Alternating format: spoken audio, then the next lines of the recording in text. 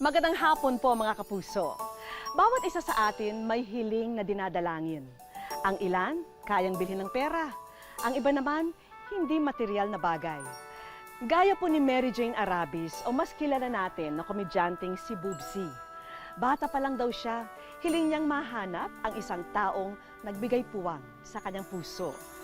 Hindi niya alam kung kaya pang matupad ito sa kabila ng pag-usbong ng kanyang karera.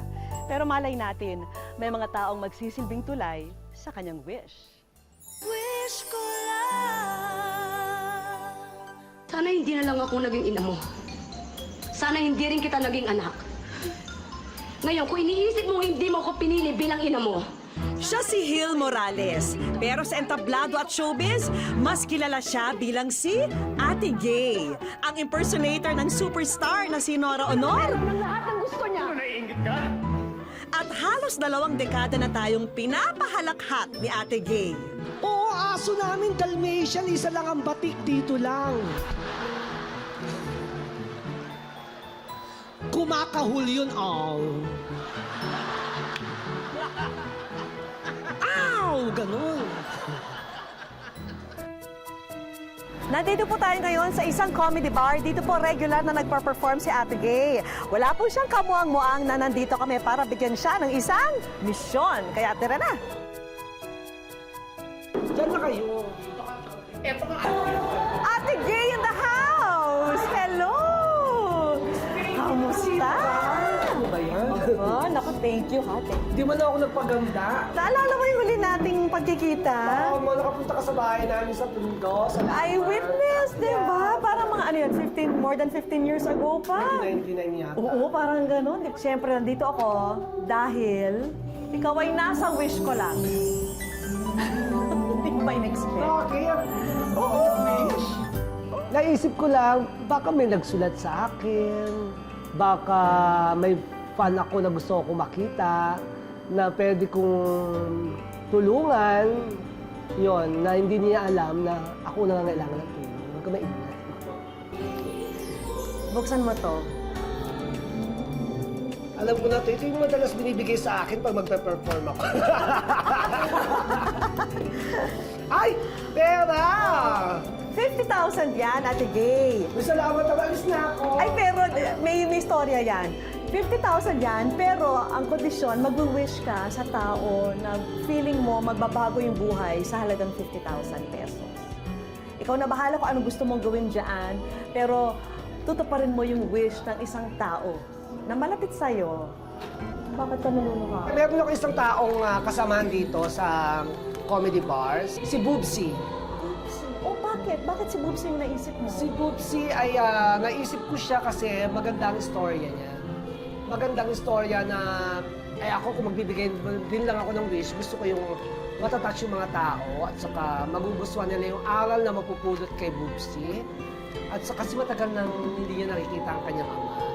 Gusto kong hanapin ang tatay niya at gamitin itong 50,000. Uy, ang ganda nun! Sana mahanap mo talaga yung tatay ni Boobsy kasi alam ko na nakikita ko sa eyes mo na talagang gustong-gusto mong mapasaya yung kaibigan mo. Salamat. Thank you very much, Ate Gay. Talagang natutuwa ako. Finally, nagkita tayo. Thank you, Miss Vicky. Ayan, ako. Ako po si Boobsy Wonderland, 6 na taong gulo, nakatira sa may mayayang lugar. At naniniwala po ko sa aking kasabihan, ang batang masipag, paglaki, katulong. Pero sa real life, my name is Mary Jane Arabis. 1, 2, tigisin mo lang. Bobsy! Bobsy! Tawag tayo ng producer. Magsitigil tayo. Ilang taon nang magkakilala at magkaibigan sina Ate Gay at Boobsy Wonderland o Mary Jane Arabis sa tunay na buhay. Sa likod pala ng makulay at masayang personalidad ni Boobsy, nakakubli ang isang malungkot na kwento. Nakita ko yung papa ko pagka-uwi niya, kamukhang-kamukha ko. Parang yata ako nun elementary or kinder. Yun yung huli kong namataan sa kanya. Until now, hindi ko pa siya nakikita. Pero alam kong may tunay akong papa. Nasa Cebu nga daw. Ang pangalan ay Sergio Arabis. Kasi yun yung dala-dala kong apelido, Arabis eh. Pa, huwag kang mag-isip na may galit ako sa'yo. Hindi po ako galit. Ni isang tampo, wala po akong tampo sa'yo. Lilipad na ako sa Cebu para hanapin ang father ni Bubsy. Kaya sana hindi ako maligaw. Maagang magsisimula ang paghahanap ni Ate Gay sa ama ni Bubsy. At tignan mo nga naman, nagawa pa niyang mag-dub smash habang nasa eroplano. Mas kaya na 55 minuto makalipas ang ika-6 ng umaga. Sa inyong kaligtasan, manatiling nakaupo hanggang plano hindi pagganap na nakahinto at kayo nabigyan na pahintulit na bumaba. Malapit na ako makapunta sa Cebu para hanapin ang papa ni Bubsy. Makikita ko na. Sa huling impormasyong nakuha ni Ate Gay mula kay Bubsy, nasa Cebu raw ang ama niyang si Sergio Arabis. Kaya pagbaba pa lamang ni Ate Gay sa airport, kaagad niyang ipinagtanong kung paano pumunta sa bayan ng Daan Bantayan. Ano ba yan? Paano ko makikita yung tatay ni Bubsy? Biruin mo, laki-laki ng Cebu. Tapos hindi mo pwede i-zoom. Ang liliit ang mga sulat. Challenging ang makahanap ng lugar. Tapos pagtanong-tanong ka, yun, nagtanong-tanong ako. Alam mo yung Daang Bantayan? Hindi mo tapos na. Kuya, paano pumunta sa Daang Bantayan? Barangay Bitoon. Alam mo yun? North yun. Papuntang north. Mga ilang oras? Mga approximately 3 hours. 3 hours. 3 hours lang pala. Sabi ko, gagawin ko na to, dire-diretso na to. Walang bura-bura make-up. Diretso na sa Cebu, diretso na sa Daang Bantayan, diretso na sa hotel, lahat para makita lang ang pakay ko at ang mission. Ang kasunod na misyon ni Ate Gay ang maghanap ng maghahatid sa kanya sa Daan Bantayan. Kuya, driver ka ng van? Kasi pupunta ako sa sa Bituon? Doon? Oo, sa Bantayan Island. Alam mo papunta doon? Yes, ma'am. Alam ko. Oo, atid mo ako doon. Sige, sakay mo. Abi ka. Magkano nga pala ito? Sa halagang 5,500, nagkasundo sina Ate Gay at ang driver ng sasakyan. Kiss mo na ako. Dali na, mali mo, hindi ko makita ito at ikaw makita ako, ang love life ko. Oh, Ate Gay, mamaya na ang love life! Mula sa Cebu City, aabutin pa ng halos 3 oras bago niya marating ang bayan ng Daan Bantayan. Tapos ang takot ko rin, baka ibali ang tatay na makuha ko. Pero, inalam ko rin kay Bubsy kung anong work ng tatay niya. Finally, nasa bayan na ng Daan Bantayan si Ate Gay.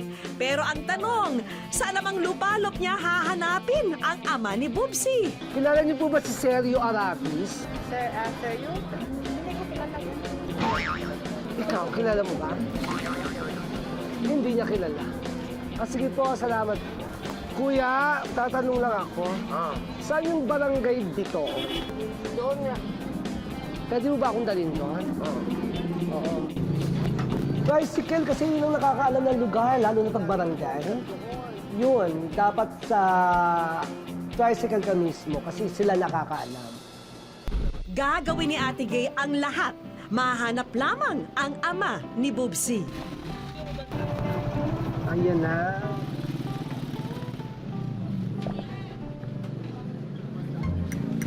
Ito na nga ang Barangay Bitoon. Salamat kuya. Ako sana makita ko yung nahanap ko. Thank you ha. Tao po! Anybody home? Ay kuya, ay dito pala. May hinahanap po akong tao. Si Sergio Arabis. Bangsihan yun. Siya na kaya ang hinahanap na ama ni Bubsy?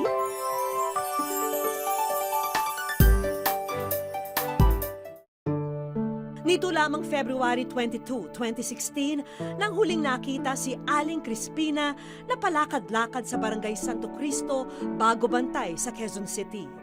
Ayon sa mga kaanak, siya raw ay may kondisyon na demensya, kaya wala siyang maalala. Wish ko lang. Tao po! Anybody home? Ay kuya, ay dito pala. May hinahanap po akong tao, si Sergio Arabis. Matapos ang halos kalahating araw na pagbabiyahe at paghahanap, nakadaupang palad ng kaibigan naming si Ate Gay, ang nakilalang si Sergio Arabis. Anong ginagawa niyo po dito ngayon sa barangay? Ba't Ako kayo nandito? ngayon duty ako dito as kagawad. Sabi ko, nung nakita ko siya, ito yon. Siya yon. Ikaw nga! Gano'n. Tumugma at pumperfect kasi kamukhang-kamukha niya si Bubsy. Nakita ko siya, kung naging lalaki ng si Bubsy, kamukha niya yan, yung tatay niya. Matapos makapalagayang loob, kaagad niyaya ni Mang Sergio si Ate Gay sa kanilang tahanan.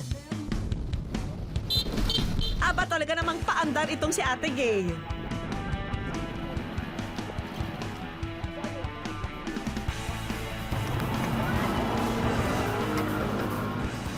Ito yung bahay ko. Ang ganda! Naku, bago tayo magtsikahan, Daddy, kailangan nating mag-freshen up muna, ha? O mag-ayos-ayos, ligo, ganon, para bongga ang tsikahan natin, ha? Naku, ngayon lang kita nakita, seryo. Okay. Seryo. Salamat. Halika na. Ito talagang si Ate Gay, nag-alas sweet 16 pa.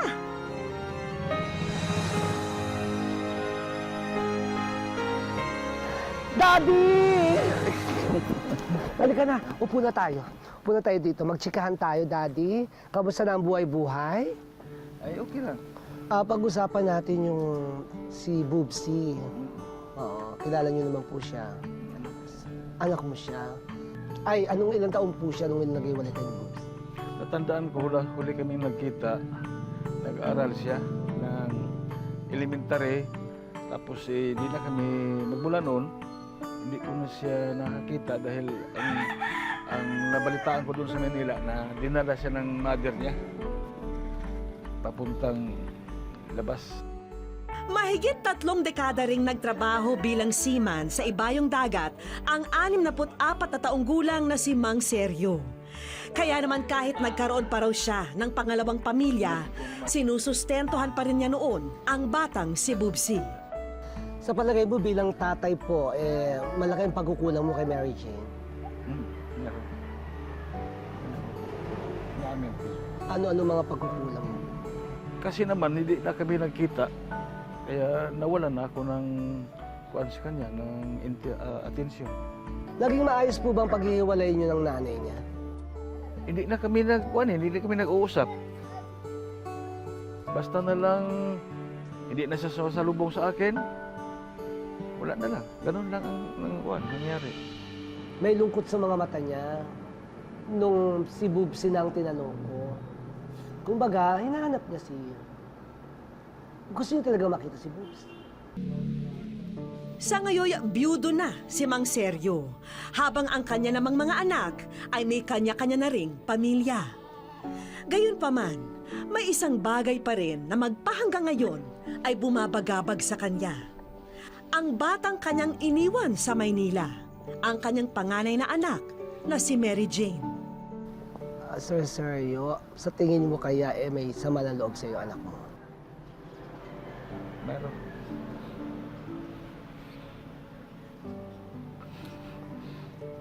Siguro, naisip niya na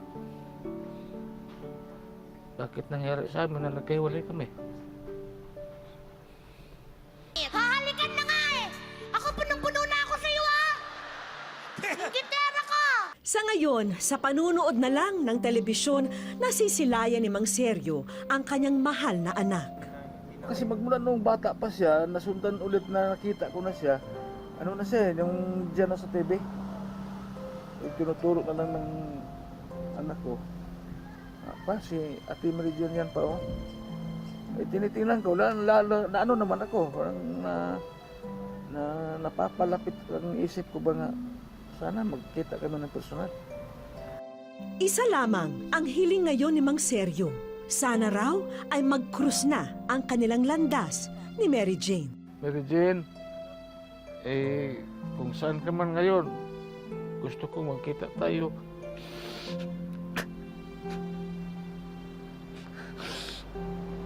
Buti anak, patawarin mo lang ako sa mga nakalipas na mga taon. Hindi kita na natulungan magpapalaki sa iyo. Ate Gay, Oh. kung may pagkakataon, sana matulungan mo ako o siya man na magkatagpo kami, magkita kami. Naku, Daddy, ha? Parang gusto mo nang humingi ng himala. Alam mo ba yung himala? Ang himala ay nasa puso ng tao. Ang hirap naman yata ng pinagagawa niyo pagtagpuin kayo ni Bubsy. Cebu, Manila, oh. Ay, nako. Kaya hanapin mo yung anak ko. Nakikiliti ako, Daddy. Ano ka ba? Sige na nga. Hanapin ko na nga si Bubsy para sa'yo. Ay, nako.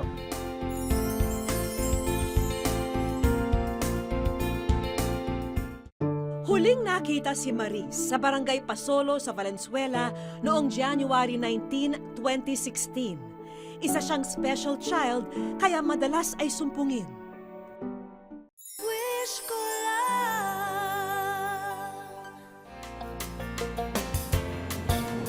Ayan, nakita na kami ng tatay ni Bubsy. Ngayon naman, iniisip ko paano sila magkikita. Nakaisip na ako ng isang paraan para magkita ang mag-ama. Gagawa ako ng isang show. Kaya lang walang budget, walang budget. Gagamitin ko na ang aking charm para magkaroon kami ng show ni Bubsy rito. Doon sila magkikita. Para maikasa ang espesyal na reunion ni Namang Seryo at Bubsy, kailangang makahanap si Ate Gay ng lugar kung saan idaraos ang back-to-back concert nila ni Bubsy Wonderland. Magandang gabi po. May gusto na po akong, tanong. Upo ako, ha? Pwede ba akong, makipag-ex-deal sa lugar niyo? Mag-show po ako, tapos, kasi may gusto akong tulungan na isang kaibigan. Okay lang ba? Kung gagamitin mo yung place namin, dapat may ano yun, may arkila yun. Wala nga akong budget, eh. Baka mo pwedeng ex-deal na lang. Ito na lang. Sige, papayagan ka namin pero dapat pagtrabahoan mo. Oo, pagtrabahoan mo yan. Trabahoan mo yung bilang kapalit ng... Trabaho. Dapat mag-waitress ka, o mag-cook ka. Kaya mo bang maghugas ng plato or mag-cook? Doon, may naiwan ko yung paghuhugas. Kasi galing na po ako po. Iba na Dapat lang. gawin mo kasi Waitress na lang. Talagang mapapalaban si Ate Gay. Kaya pa bate! Mula sa kanyang Sweet 16 outfit, Yaya Gay naman ang sunod na drama ng ating bida. Pinapagdating ko ngayon, di ba? Ngayon, tinanggap ko itong hamon na to. Magsisilbi po ako sa inyo para magkaroon po ako ng show dito bukas ng gabi. Kasama ko dito ay si Bubsy. Oo, dito po sa Hacienda. Masakit na raw ang ulo noon ni Ate Gay dahil sa pagod. Pero ngayon pa ba naman daw siya susuko? Kaya nga nakita mo, saya-saya ko dun sa bar kasi ninamnam ko yung dati kong trabaho, ang magsilbi, pagiging waitress. Masaya, masaya. Yun. Pero sadyang may hangganan din ang powers ni Ate Gay. Dahil eksaktong 2:00 ng madaling araw, hindi na niya napigilan ang antok.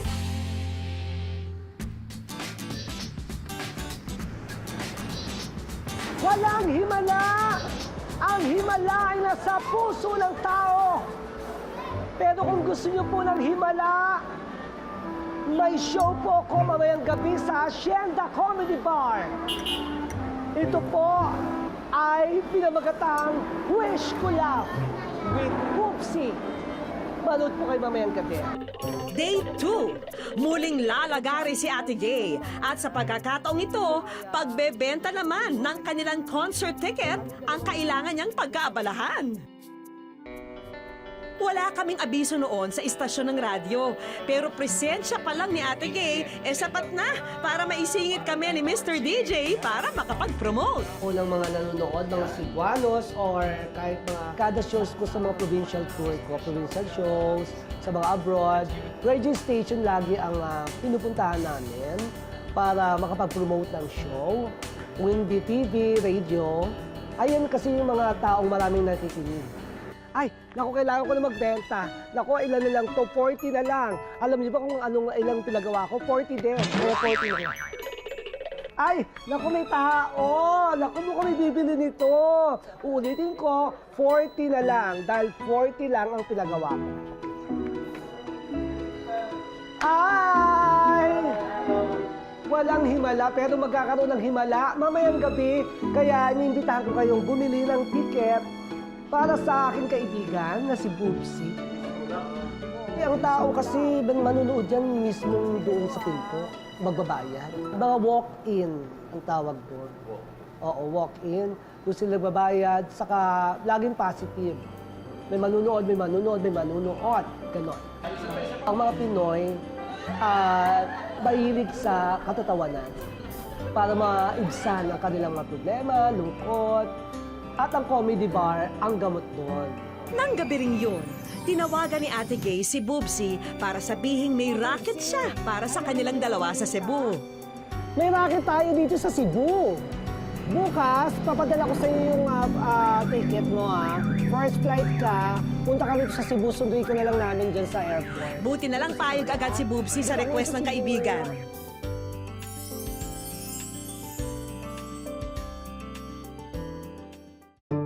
Si Nanay Anesita, hindi nakakaintindi at nakakasalita ng maliban sa Bisaya. Huli raw siyang namataan sa Parola Compound sa Tondo noon pang November 12, 2015.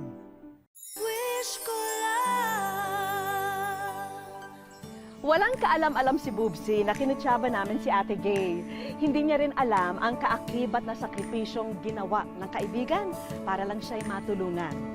Dahil ang inaakalang pagdayo nila sa Cebu para lang sa isang pagtatanghal. Hi! Welcome to Cebu City!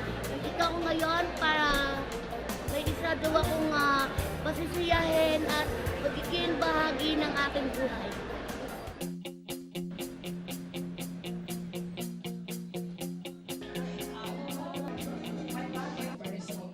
Oras na para isalang si Boobsy Wonderland sa stage. My name is Boobsy Wonderland. Ang hiling na tatawag lang. Nakataraan sa may mayayang lugar. At naniniwala ko sa aking kasabihan. Kung sa paningin niya ako'y batang baboy, may jowa naman akong tomboy. Sa pista, mag-enjoy po kayo sa akin. Mas mag-enjoy po kayo sa taong ito. Talagang siya na yung dikada sa larangan ng komedya. Please welcome Ate Gay! At ang binigyan ko ng credit card namin ng 58,000 para gastusin, sabi ko nga kanina. Tapos ginastos ko yon sa hotel, sa airfare, para ikutin itong Cebu. Ang napili kong tulungan, si Boobsy. Thank you po. Naganap ako ng fan niya. Kaya, Boobsy, andito na ang isa sa nagmamahal sa'yo. Walang kaalam-alam si Boobsy sa espesyal na tao na naroroon para makita siya ng personal. 30 taon ang hinintay ng lalaki para sa pagkakataong iyon. Ang nawalay na ama ni Boobsy o Mary Jane Arabis na si Sergio Arabis. Halika. Harap. Ayan siya. Papa! Oh, bakit? Animoy, batang hindi alam ang gagawin. Ang naging reaksyon ni Boobsy nang makaharap ang kanyang Papa Sergio.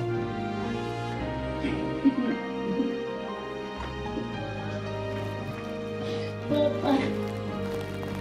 Buhay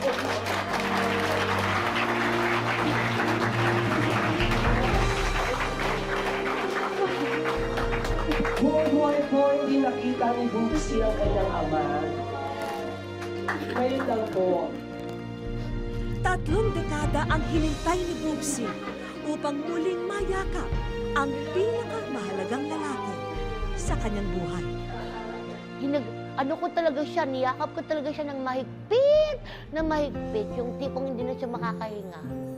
Tapos niyakap niya din ako. Mapipil mo talagang ama mo siya eh. Mapipil mo siyang, ayoko na umiyak ngayon pero alam mo yun, mapipil, yun naman eh, di ba? Pag lukso ng dugo.